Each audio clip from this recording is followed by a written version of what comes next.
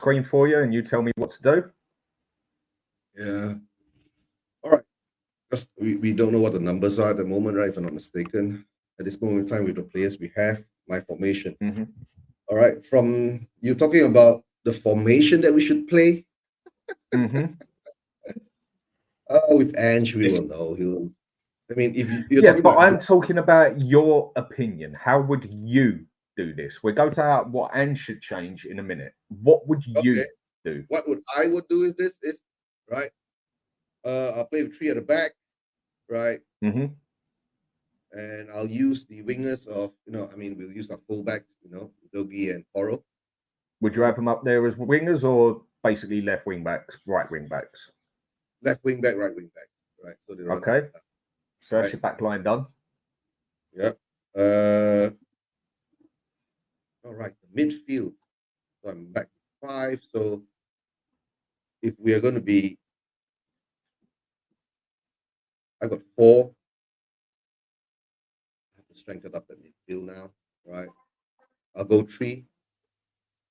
3 in the middle, yeah? Yeah. Okay. And 1-1. So basically similar to how I would do it, except with 3 in the middle instead of 2. Yeah. And well, you don't even really have to ask with a back lot. We all know who that's going to be. But who would be your 3 for the middle and what they're doing? Okay, this is going to be weird. What I've seen at the moment, right? Okay. I'm basing this all on the preseason, on what the players, the youngsters, and whoever we have, right? For the starting 3 in the middle, this is going to be. I don't even think it's tricky, mate, because we haven't exactly got option. No, but the thing is that I'm looking at whether I'll put in Archie Gray or will I put in Bergwall, where I'm going to put them, right? Fair enough. Use them. You get what I'm saying? Because at the moment now, am I going to use, let's say, Madison as the, guy at the back, use Solanke at the front, or am I going to use Son as one of the mid wingers or some kind of new formation that we're going to set up? Okay, let's put Son on the left, right? Middle, I will use Bentancur. What, these 2? Bentancur and middle. Okay, Son on the left. Okay. Okay. I'm going to change all this around. Son will be the left. Bentancur in the middle, and right I'll use Decky. Right, Madison will be the 10, and Solanke will be the 9. Okay. Yeah. Something like that. Okay, slightly different, but yeah. I mean, with my formation, the way I do it, I wouldn't even have Son in my first team. I mean, that's some people would say that's just some would say that's just crazy, but with the way I would want to play, Son doesn't make my first team.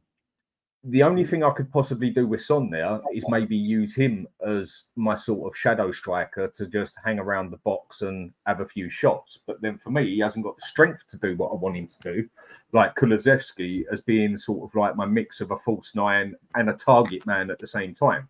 Because I think Kulusevski's got the muscle to hold the ball with his back to goal, while Maddison could come past him and he could knock it to the side and put it onto Solanke or whatever. It's all with buts and maybes, and we know this shit ain't just a quick one about. Just a bit one about Kulusevski, Dan, just because you touched on it there. And obviously, pre-season, I got the impression he was playing as a striker because we didn't really have a striker in the squad at the time, rather than. But I guess that's the question I'm about to ask. Do you think Kulusevski will be used as an additional striker, or was that purely because we didn't have one in pre-season he was playing there, and he will still be a right winger? Or, third part of that question, sorry, do you reckon he will be Maddison's competition as well? Because we haven't quite got a competition for Maddison. So it's kind of a 2-part question. I reckon he'll get used for all 3, basically. And I think everybody who knows me now knows, for me, Kulusevski is not my right winger. Not at all. You saw the best of him at Juventus when playing with Ronaldo, as basically he was playing as a false nine. Bit of a, what's his name? Who was it at Liverpool? Firmino? Bit of a style like that one sort of thing. No, he's not on the same standards as Firmino, but I can definitely see him trying to give the competition to Maddison. But then we've also got Bergvall there, who can give that competition to Maddison, I think. I mean, I must admit, Bergvall has very much impressed me. But, like people say, they are only friendlies. But he's definitely impressed me more than Gray has.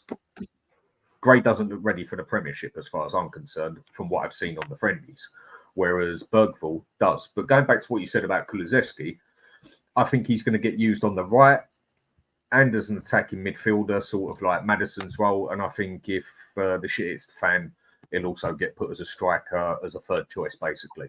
Because the next choice at the moment would be Son, and then I think it'd be Kulusevski. Yeah. And I guess the worst case scenario is we do sell Richarlison, don't get another striker in, and Kulusevski is our second striker behind Solanke, right? Well, I wouldn't be surprised if that happens. Yeah, that's when the trouble comes into it, basically. I mean, Eugene, what do you think about that? What we're going to do with Kulusevski? You're on mute again. Maybe it's just practicing his mime act. I don't know. Eugene, you was on mute again. Eugene, you're on mute.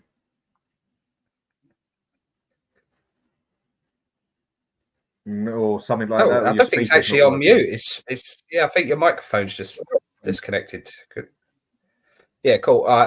We'll just carry on chatting while he sorts that out then, Dan. Yeah, no, it'd be an interesting one for Kulusevski, because there's a part of me thinking he's just playing there because in terms of the squad available, it's like in pre-season, especially after like the Euros and Copa America, there's a lot of players missing, so you can't really read too much into the formations we've been played, and we was playing like Donnelly at left back and things like that, so I didn't read too much into it. But then the more I was thinking about it was, actually, is Kulusevski, is he going to be Maddison's competition that can also fill a hole in the right wing, or is he going to be backup striker that can also play attacking mid on the right wing, or is his first position under Ange still considered right wing, but he could just fill in and do a job in the other positions if we need?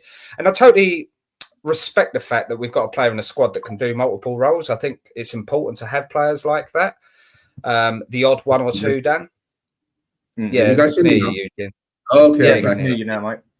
That's good. But the worry for me is that I still don't think Kulusevski being cover for Maddison, Kulusevski being cover for a striker, or even Kulusevski being a cover for a right winger, competition, not cover, is decent in any one of those positions, if you know what I mean. I think if that is the case, we need to upgrade one of those positions. If he's the cover for a striker, we need another striker.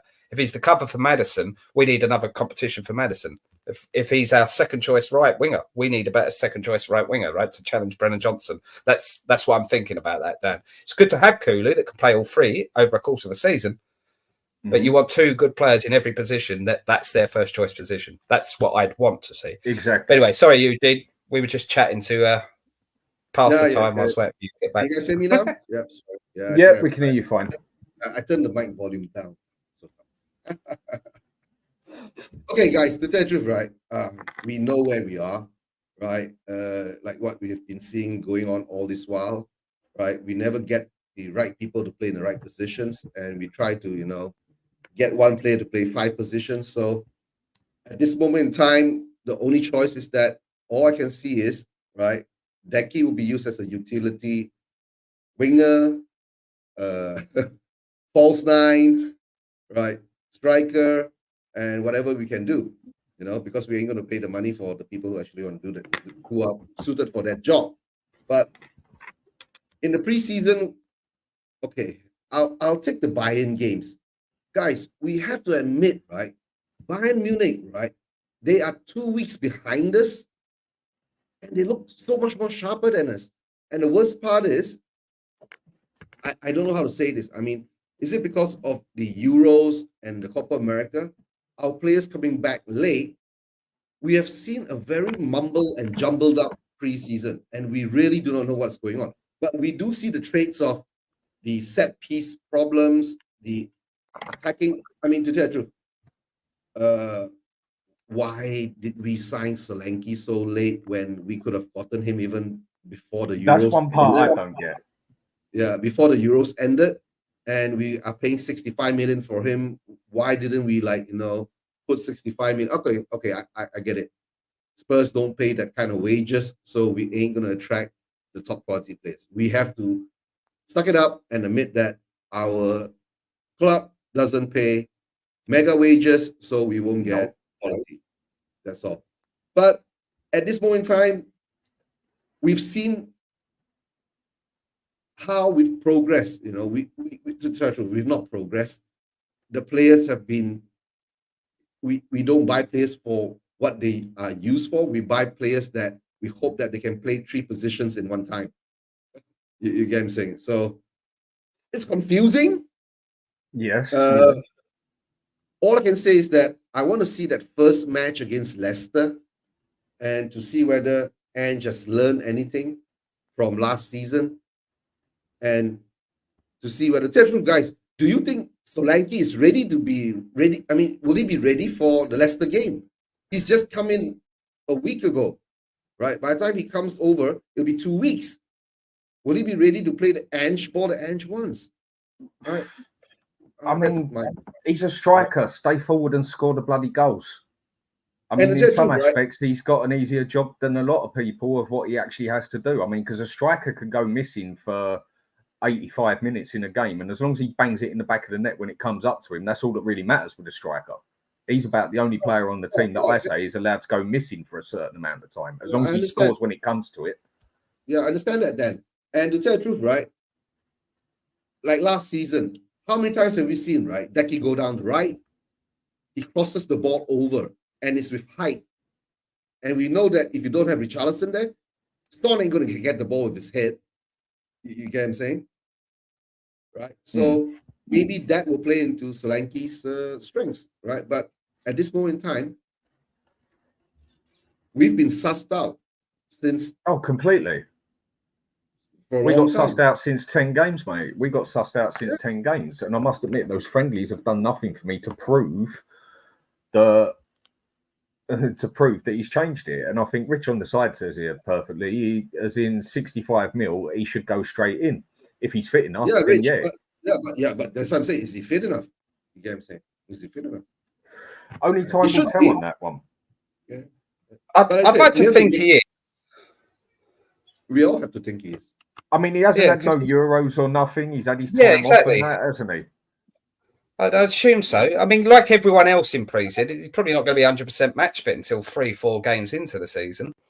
But that's like everyone in pre-season. That's not a Solanke thing. That's just what happens. Pre-season's very hard to get ready for a season. It still takes a few games of proper games to get properly match fit. You'll hear every player that comes back from injury say the same thing. It still takes them a couple of proper games. You can have friendlies, but friendlies are never played at the same intensity. And you often play different teams for first 45 compared to the second 45. So I still think Solanke will be fit to start. He should be fit to start, but we probably won't see the best of him until he's had 4 or 5 games in the side. But I do agree with your point, actually, Eugene, what you touched on there, like at least... Because obviously Richarlison weren't always fit, and I don't think his positioning is always the best. I still think Solanke's an upgrade there in terms of having someone we could put a cross in the air to now. And he's also good when you play it along the floor to him as well. He's not probably as bad as I thought he was when I've had more time to think and reflect. I think he's probably a bit better than I gave him credit for. I still don't think he's a brilliant striker. I don't think he's top level. But I think he's an upgrade on Richarlison at the very least. And he's good in the air, so that's a plus. Dan, I've got to shoot in 12 minutes. Obviously, if you are carrying on past 5:30, I might be able to jump back on. But I don't know if you wanted to do a quick Okay. Did you want to quickly go through like our first 6 games, see where we're at, or? Well, go on then. Is there something else? Or is there something else you wanted to do? No. Who are our first 6 games? I know we start with Leicester. Leicester away, Everton at home, Newcastle away, Arsenal at home, Brentford at home, Man United away. That's our first 6. Takes us up to the end of September. Well, Leicester, I think we're going to go with a 2-2 draw because the problem is we concede goals, and I think the thing is with teams that have just come up, in their first 5-6 games, they usually come in all guns blazing, basically, and then it's usually as the season goes on from there, you see them deteriorate. And then our next game from there, Everton home. Everton, we should be doing. I think we'll do Everton 2-1. And then it's Arsenal, yeah? Arsenal, yep. I just don't see us beating them. No, we got Newcastle before Arsenal. We got them away. God, I think Newcastle's even more scary than bloody Arsenal, isn't it? The amount of slappings we've had off them recently. Again, Newcastle, I think if nothing changes in the tactics, I think they will do us exactly the same way they did us last season and do us 4-2. And from there, you said it's Arsenal. I just don't see. Are we home or away for that one? Let's say, because I haven't got them up on it. At home. I can see us getting a 2-2 draw with Arsenal at home, because when it comes to an Arsenal game, I think a lot of things go out the window, don't they? Like an Arsenal, Chelsea, West Ham game, a lot of things just go out the window. And it is pretty much on that day. But I think at home with Arsenal, we can squeeze a 2-2 draw, because there'd be that extra bit of passion in it. But I don't see that we've got the quality to beat them. And then after that, I'll be muting myself. Brentford at home, sorry. Yeah, Brentford at home, we should be doing them 3-1. And then we finish off September with Man United away. Well, Man U seem to look like they're getting their team together, and that is not going to be an easy one. And Man U away, I can see us losing that 2-1, 3-2. So out of those games, I think that's going to be a very tricky start. You're looking very positive in this. I'm just being honest with what I've seen, and from what I've seen is Ange hasn't adapted nothing. If he does, and it shows in the first game or two, then everything can change. But with the way we were playing last season and the tactics we're using at the moment, that's going to be a very tricky first 6 games. I mean, Dave, so you're thinking we get 8 points out of the possible 18.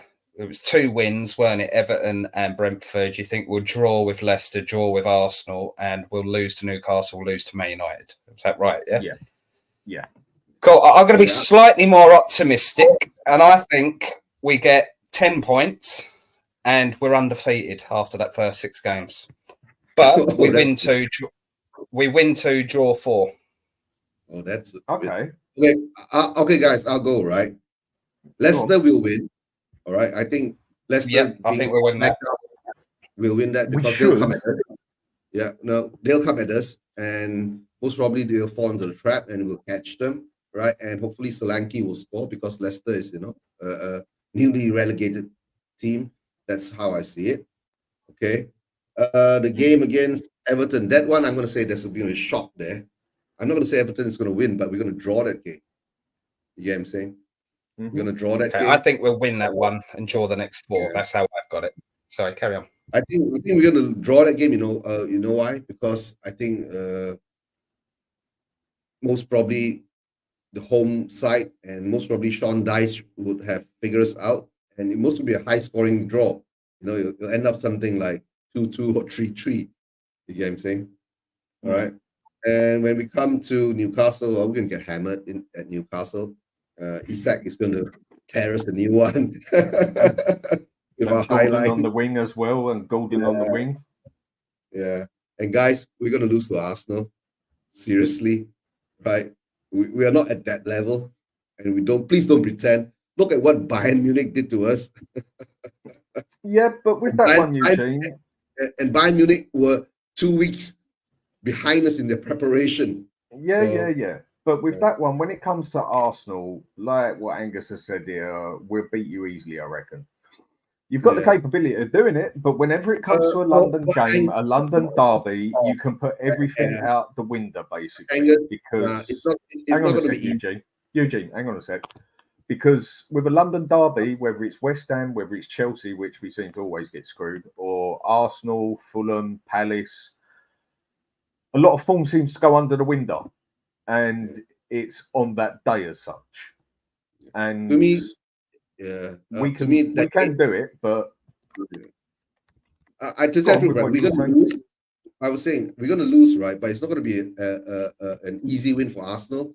Most probably, it'll be a hard-fought game, and most probably, I see Romero taking out Saliba or something like that, and he'll be injured for the rest of the season. well, that's Because two it's so defenders early in the fighting with each season, other. right? Yeah, and it's so early in the season, the referees ain't gonna red card him or something like that. No, most probably just a yellow, right? Oh, and But Brian says I here, see us losing. It'll be a tough fight there. Mm. Brentford game, yeah, most probably I'll see that we will get a win there, right? Manchester United game, nah. I guess Ten Hag will most probably, I don't know, but if they get their signings in before we call the proper signings in, they're looking at who now? The league and Morawzi or something like that from Bayern Munich. If those two comes in, it's going to be a tough chance for us to actually get close to them because they have actually, upgraded.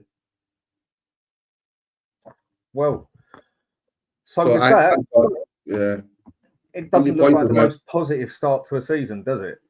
And this Yeah. is where I don't know. If you think listen to me, it is. well, with you, Dave. We're But- undefeated in my world. Well, let's hope it is like We that. win the first two, and then we draw 4 on a trot. That's how I see it happening. Okay, so the other question I'll ask quick before we wrap this up then is just a quick one. Dave, do you see us capable of winning a cup this year, whether it's the Europa, whether it's the FA, or whether it's the League Cup? I think we're definitely capable. History would tell you otherwise, but on the same token, these players were not playing 10 years ago, so you can't have a go at them not winning trophies 10 years ago because they weren't the players playing then. And obviously, in the last couple of years, it's actually been a rebuilt squad, so they can't carry around the tag of Tottenham not winning trophies because they've only been responsible for the last couple of seasons. And I think we've got the capabilities to do it. But cup games are hardest. I think actually the best chance we'll have it is probably the Europa because I don't think there's a man, particularly the way they've changed the rules now, Dan. You won't get the Champions League clubs dropping into it. So I think everyone's going to be either at Tottenham's level or just below it. We won't have a Man City to have to beat. We won't have even, dare I say it, the Arsenal to beat. I think there's tougher games in the League Cup and FA Cup to win the cup. So I think the Europa League's our best chance, and we can also lose a couple of games in the Europa League and still win the trophy, right? Whereas with the League Cup and FA Cup, 1-game knockouts.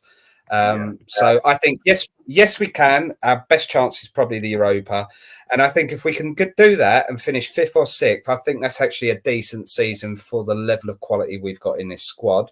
Although it's a damning incitement of how this club is run that our squad is in this position. But Hange can only work with he's got to take some blame for it, by the way, because obviously he's bought some of the players. But before I go, Dan, am I right in saying it's your anniversary today, yours and Beth's? No, you've missed that one. Missed it one. Okay, I thought I saw something earlier. I was about to say. No, that was last month, mate. Last month. All right, cool. I won't wish you happy anniversary then. No, go ahead. You missed. No, I thought I saw something earlier on Facebook. Okay. Don't worry. But yeah, I've got to shoot. Eugene, nice to meet you again, mate. Dan, always a pleasure. I've got to jump off to. All right, then, mate. I'll catch up with you soon, Dave. Come on, you Spurs. Well, let's hope so. So, Eugene, what do you think our chances are on winning a cup? 0. That bad?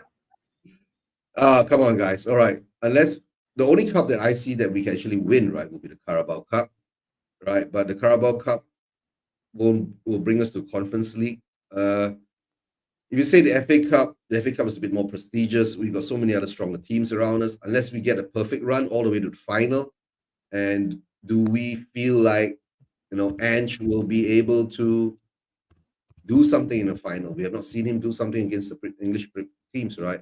The Europa League, guys, we will still have Manchester United in there. So, yeah, I don't think we're going to win the Europa League, right? But we are playing it in a different format now. It's a league format. We play 4 games at home, 4 games away. Then after that, the top 16 goes into the draw or something. then the other, top 12 goes in the draw. Then the other rest will have a playoff, and then we'll make it up into 16. That makes it on round 32. We'll see how that goes, right? How can we say?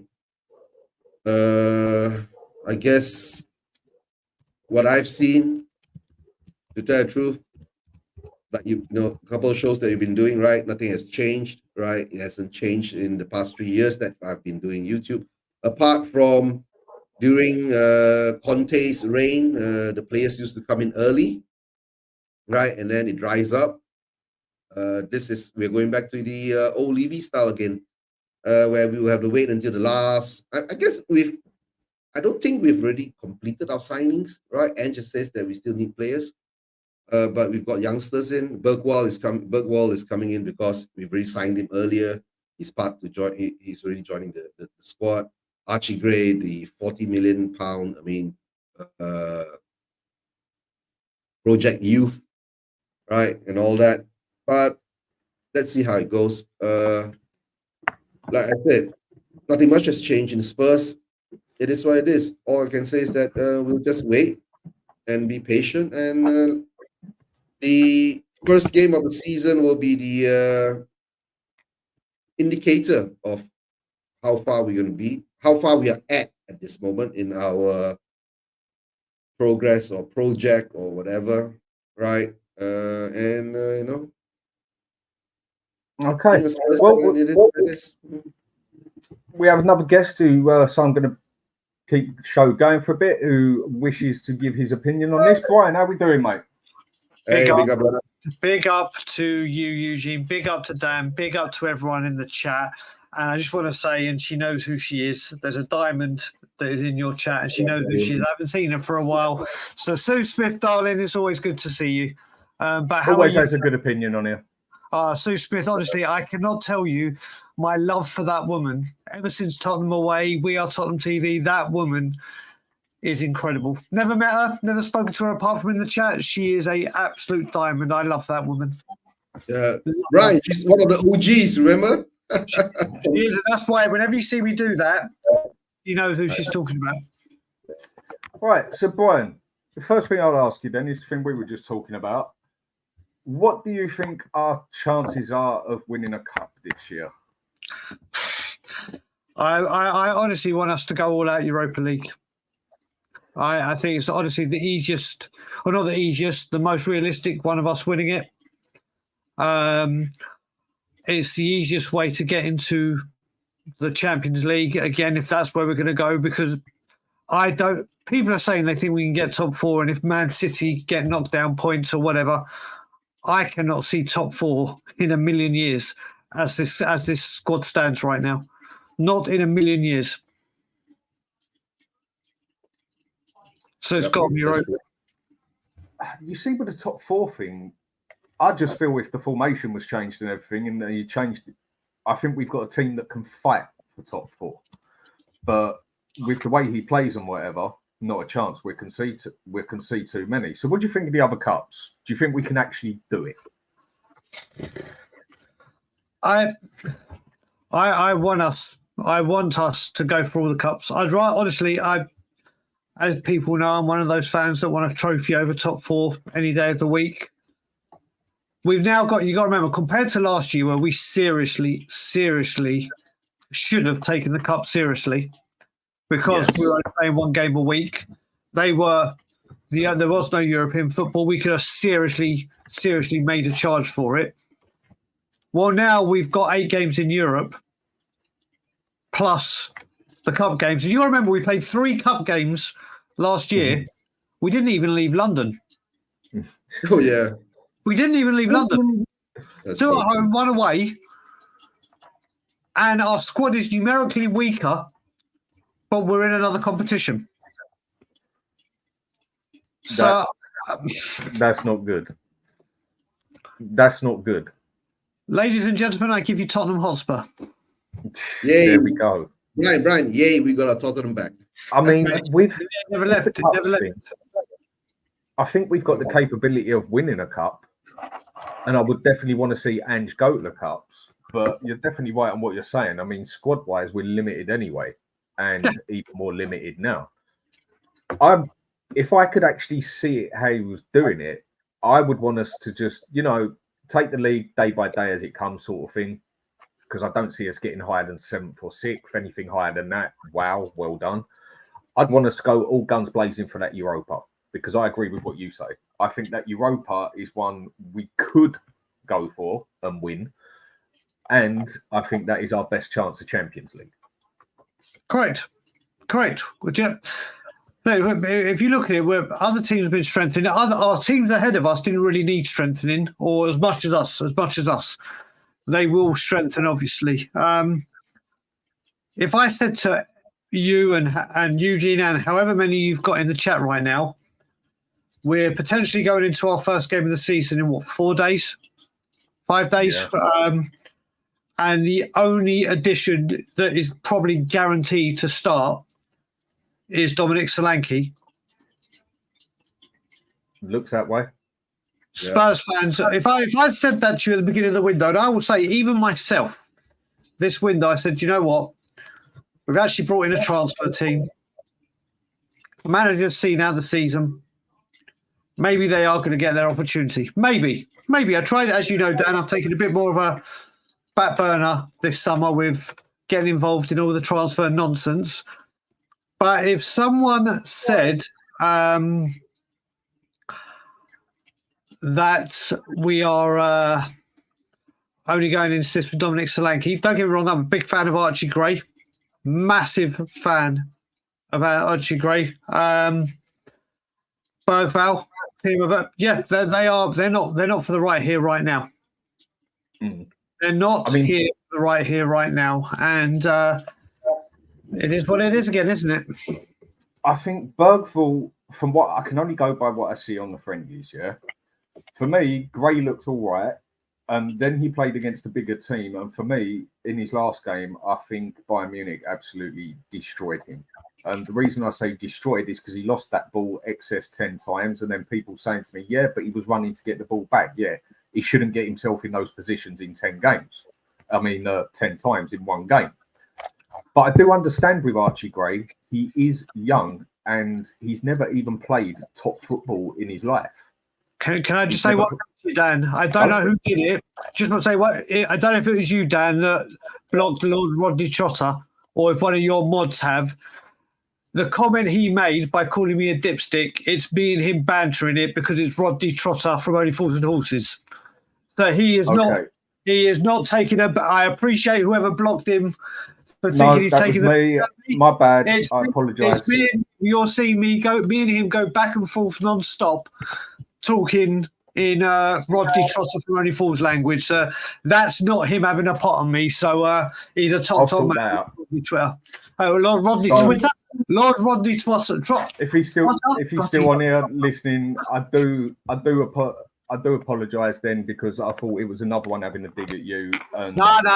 He's as good as gold. On the side. He's as good as gold. So I can do it for you now. I'll do it for you now. Yeah, so I do apologise to him. I just couldn't be bothered with another person having a dig at someone. He's golden. He is golden. My bad. So I do apologise to the fella. My bad. It's just we've just had some comments on the side that have been a bit of a jar today, to say the least. And I just saw that one and I thought that was someone else. You need to do it on your YouTube, Dan. You need to do it on your YouTube. Yeah, but I can guarantee he's golden. Yeah, so I do apologise. I'll take you off of that, mate. I do apologise. It was just I saw the comment. He's coming as Bellboy. He's coming as Bellboy. Yeah, I do apologise, mate. I just thought after a couple of comments I've seen today, I thought that was just someone giving a comment there, and I just couldn't even be bothered with it. So I will change it on the other one. Again, I apologise, mate. My bad. But going back to what we're saying, I think we are capable on that Europa. The FA Cup, not a chance. And the League Cup, Man City always just seem to like to take that one, don't they? They seem to take that one very serious, unlike us. Yeah. I know. But guys, you look at it, Dan. Also, Jose Mourinho, when he was in charge of Chelsea, said, I came in and that's the first cup you can win. And it builds a winning mentality. So you look at it and you think, well, if these managers are saying it, surely, and they know more than me, they know more than you. If Jose Mourinho says the Carabao Cup or whatever it was with him, Carling, whatever the bloody sponsor is, that cup is really important to me because it's the first cup you can win. It sets that mentality. Surely you'd think that's the way to look at it, wouldn't you? That's what I just could not understand what he'd done last season. This is where I feel he didn't just shoot himself in the foot, he shot himself in both feet, basically, and that's saying it nicely. I mean, if we would have ended up finishing 9th, for instance, which could have quite easily happened the way we played towards the end, but he would have gone and won that League Cup. No, I wouldn't have been impressed with 9th, but I'd have totally forgot about it and just been happy that we got a bloody League Cup, and I think he would have done an Arteta and give himself 2 years. Yeah. Why he did not take that League Cup seriously, it goes above my head. I really don't get why. And I think that would have bought him extra time, basically. I mean, Eugene, what do you reckon on that? If he'd have actually got that League Cup and we'd have finished, let's say, 9th, do you reckon people would have actually been happier with him than they were last season, finishing 5th? To tell the truth, right? If he brought in that League Cup, right? Most probably I'll buy a plane ticket and join the parade down the high street. Right? But guys, we are Tottenham Hotspur, right? The League Cup, the FA Cup for the past 16, 18 years, right? It doesn't matter anymore to our club, right? What we are always heading for is the top 4 Champions League money, right? And like what, to tell the truth, guys, the Europa League, right, is a very good gateway to the Champions League. But I've been through this past few, the past few times we've been through the Europa League, right? It's bringing back PTSDs, feelings like, when we go away to teams in the Eastern Bloc, I'm sorry, not Eastern Bloc, the east part of Europe, and we screw up in countries like, who did we play last? The last time when was it? We've lost Dynamo Zagreb and we're 3-0 up. Yeah. Yeah, we've got a bad record in that Europa. Some of the ones we've got, I can't remember. What was the one I went to? Because I went to Wembley and watched us play one of them, and it was probably one of the most embarrassing ones I've seen us get knocked out on in the Europa, and I cannot remember what game it was. Dan, well, you were probably at the same game with me. It was when we went out of the Champions League and we lost a game and Victor Wanyama scored.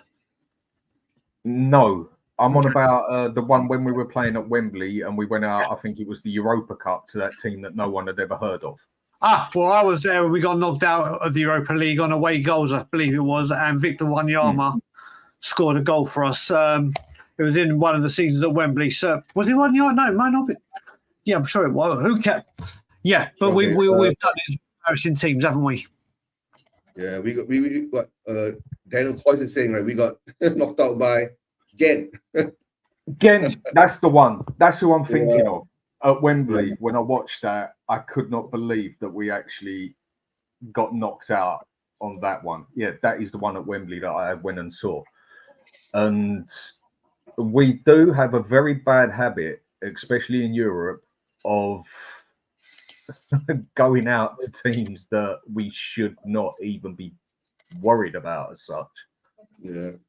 And that is the bit that scares me in the Europa. But like my mate Dave said earlier, is you can afford to lose a couple of games in the Europa and still get through it and win it, same as you can in the Champions League. Yeah. Whereas the other cups that we've got over here, one game, you're out, basically. You can't afford to have that crap game, can you? Well, you got to look at it as well, Dan. When you go into this year, when you look at it properly, the Europa League, we've got 8 games. We've got 8 games to play, which will take us into Christmas, New Year. Spurs should, no matter what our squad is, we'll be in one of the first pots. We should get through it. We should get through.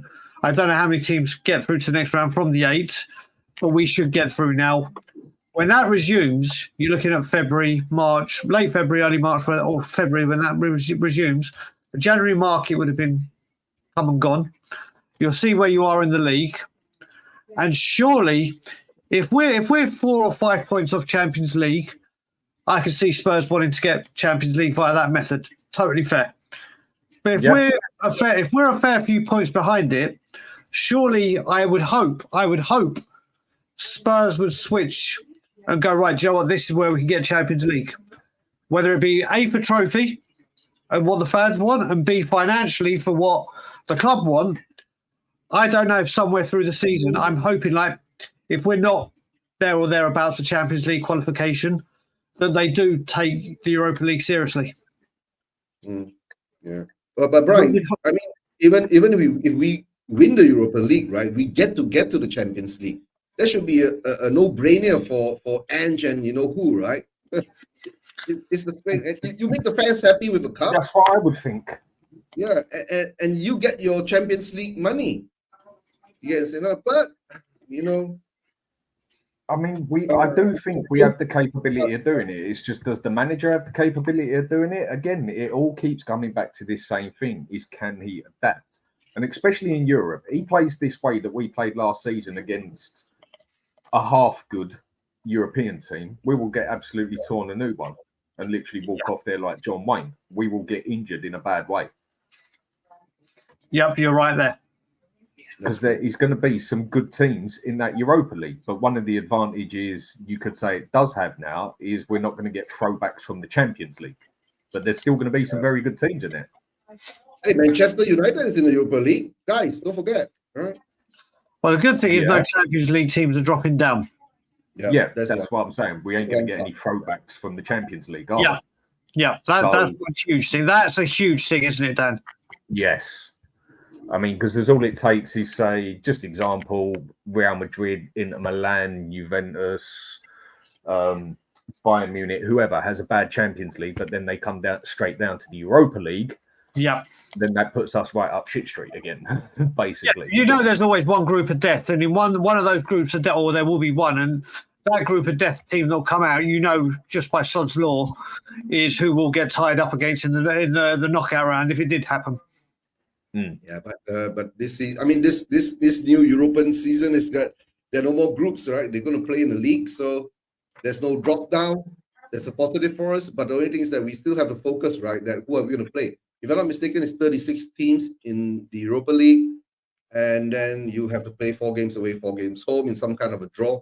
And that's what to tell you the truth, right? I'm waiting for this new European.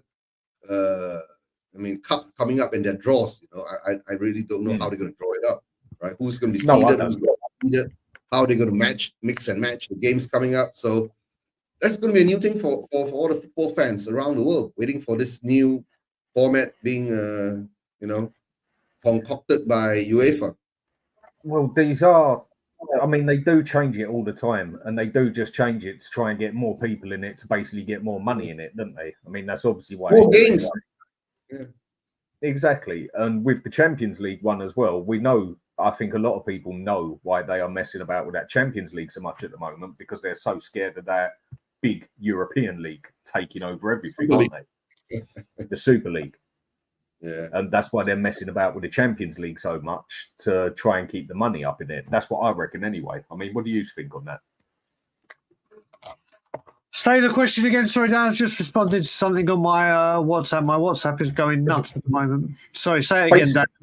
Basically, why they're messing about with the European leagues is obviously to get more teams, more games, more money involved in it. And especially in the Champions League, I think they're very scared of this Super League, because I don't think this Super League is going to go away. And people would say, what have Spurs got to do with the Super League? Well, if it does come up, we will be invited to it again purely because of money. Well, what you got to remember as well, before we go into the European games, is Man City and Chelsea get heavily dogged, which they should do by all rights. And for what they've done, you know what will happen? Them two will just pull away from the Super League. They'll go, we could be in League 2 or League 1 or whatever they do. How about we just piss off to the Super League and be done with it? That gets them out of that. This is the thing as well, Dan. Like you said, the more games that it brings, which you're right, is for money, but then you look at our team again, and we're weaker. And we had injuries last season, so we're playing more games with a weaker team, with a bad injury season behind us. I will say we've got 2 weeks left of the window, and people know my thoughts on what we're doing this window and how crap we've been yet again, and how disappointing that we haven't moved quicker. But there is 2 weeks left. It's still too late, but Who, knowing our luck, he'll pull a rabbit out of a hat, and then we'll see come the window shuts. But once the window shuts, I'll be live that second, and we'll see where we are. Well, I'm going to Yeah. have a free for all on the channel. I have a massive free for all on Tottenham on Tour once the window shuts. I mean, with what you've said there, yeah, do you know what? That's never actually crossed my mind. And that's why I just sat back a bit and thought, do you know what? You got a solid point there, mate, in the aspect of the go Dock City to the lower league or go and take 20 points off them, whatever, and the same to Chelsea, just an example. They can just literally sit there and say, do you know what? Fuck you, we'll go to the Super League then. What are you going to do now? I've never looked at it like that, mate. And do you know what? Solid point. I think that's very true.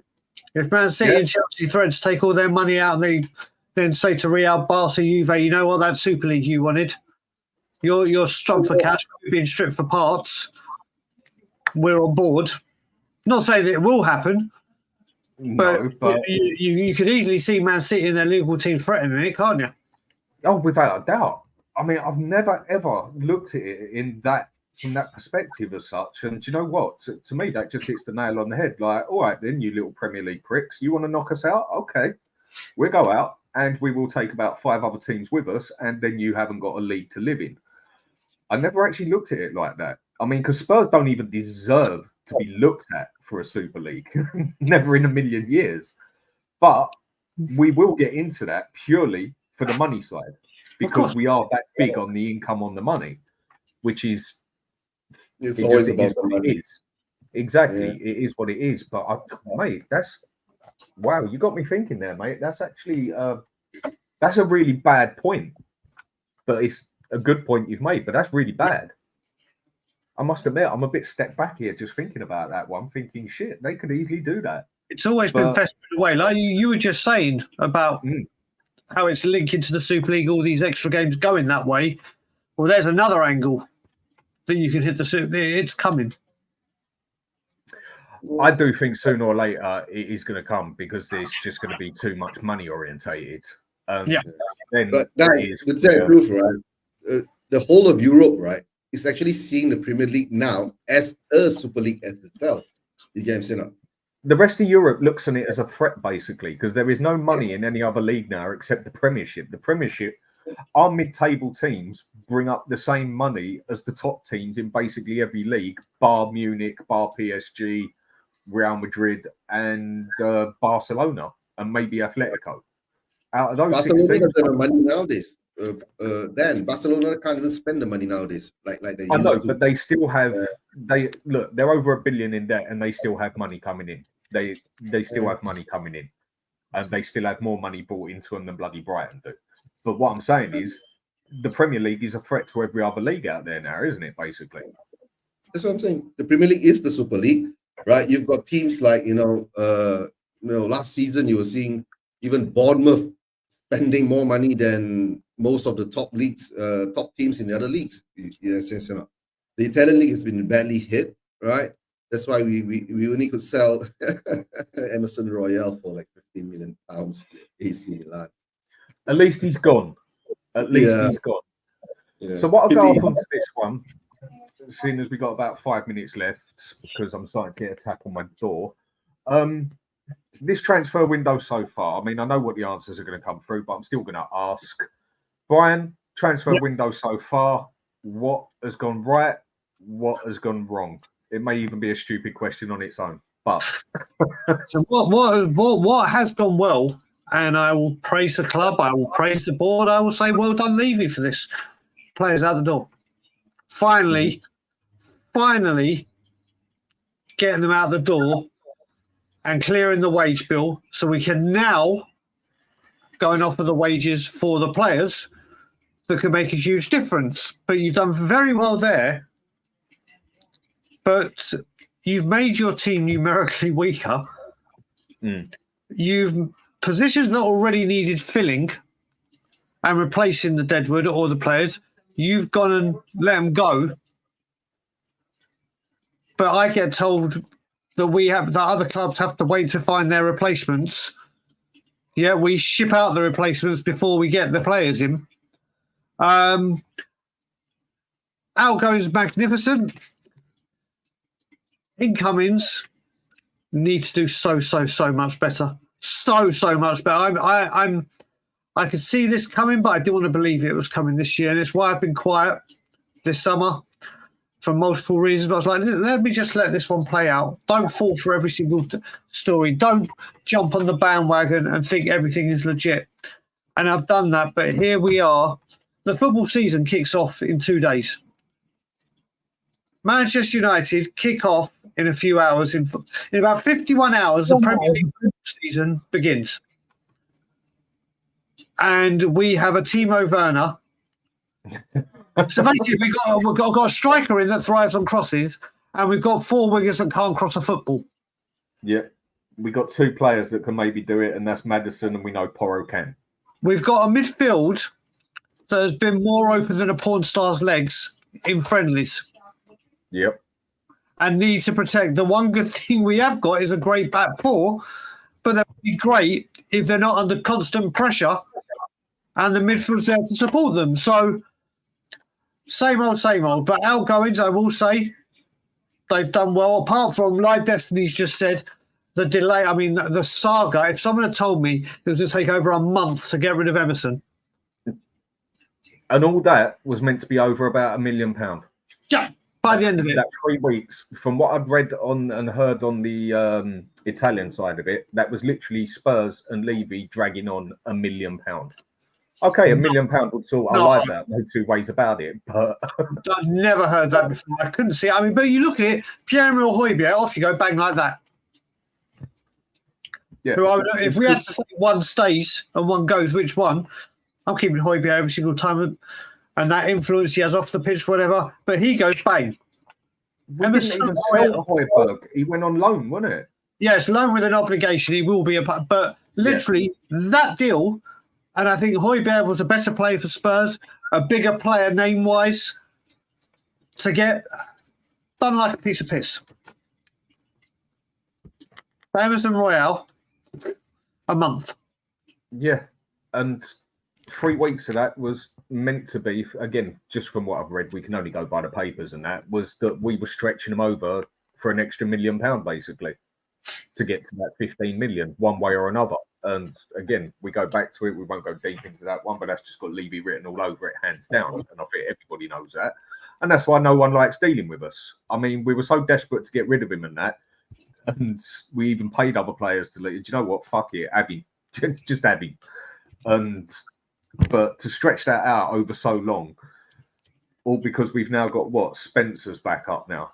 I mean, like my mate Dave was saying earlier, there's only one place in that team that we are actually solid covered, and that is probably Romero's position. Yep. With Dragusin. And apart from that, we are not solidly covered anywhere. When have we been ever solidly covered? I think we've been better covered than this at times. I mean, the way you look at it, whether you like it or not, Richarlison, if he stays, and I still stand by, I think he may leave. I'm still standing by my laws. If he doesn't, then we do have 2 strikers that could do a job. But you doubt Richarlison's fitness. So the first time in a long time, obviously you had Kane and Richarlison. Couldn't keep hold of Richarlison's fitness even when he weren't playing. So you'd say there's 2 there, especially when you're only playing a 1, and Lancashire. So you could say that's covered, but it's still not brilliant, is it? No. Still not Premier League fearing. Your Man City, Arsenal, the filth, and all the other teams are sitting there going, we've got our hands full right now. It doesn't matter because we've got wingers that can't cross the football.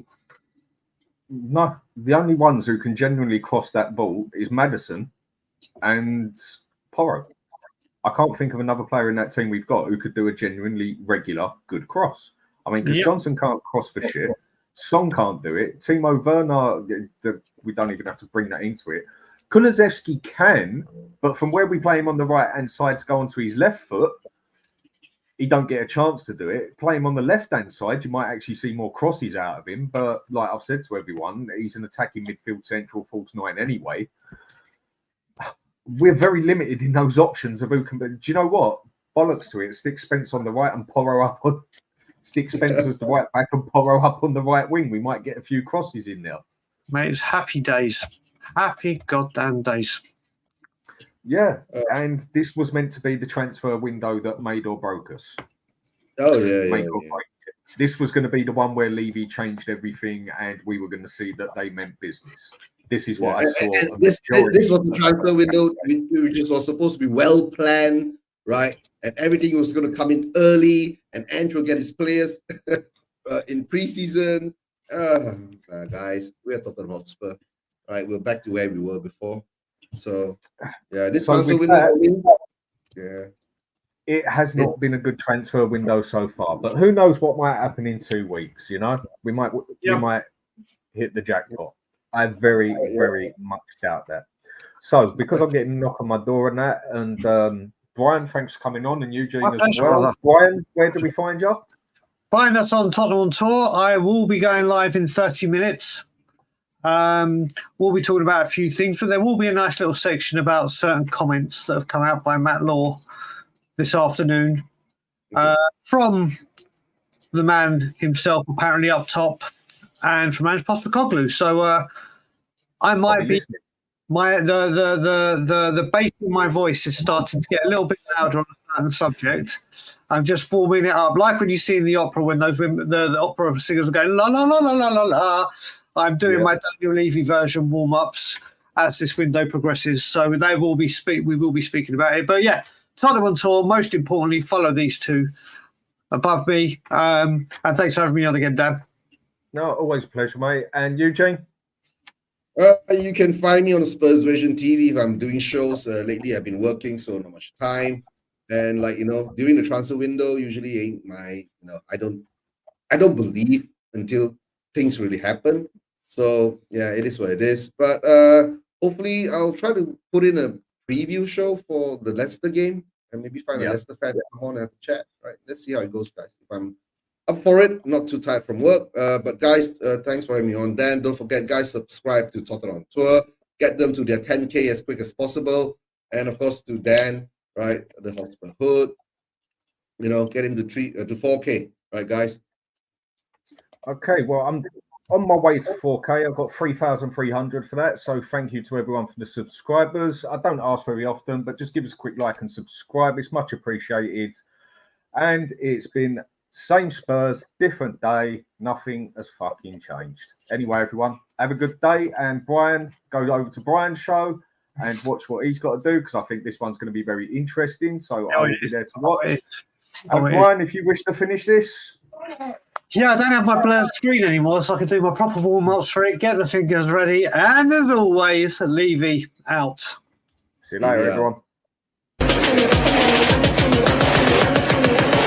turn it up and then I'm gonna take it down.